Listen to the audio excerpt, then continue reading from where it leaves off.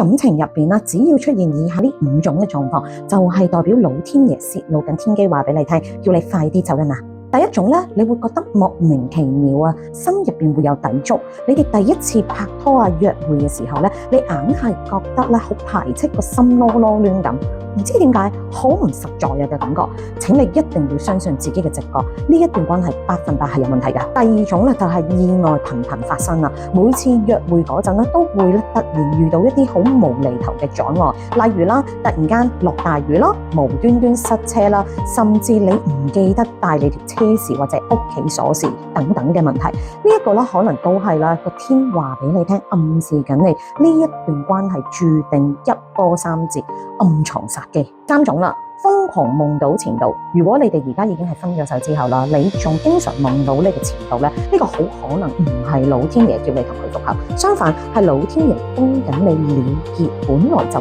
應該要斬斷仲未斷晒嘅結緣。第4種，無縫接軌。如果一分手咧，對方喺極短時間之內揾到新歡咧，咁你真係唔使懷疑啦。呢一個唔係因為你做得唔夠好，係咁啱真係證明你哋嘅關係啊，晨早已經啊名存實亡。佢之前只係一直拖延你嘅時間，記住你條名嘅咋。第5種就係亦都最重要嘅一點啊，呢一段關係摧毀你嘅自信，千祈唔好同一個會令到你覺得自己好差、好冇用嘅人一齊，因為一段啦合適嘅關係啦，係雙方都會有進步成長。如果你哋嘅關係咧淨係得內耗啊、有毒嘅關係啦，呢一段關係好明顯係唔啱你，亦都係一段孽緣嚟㗎。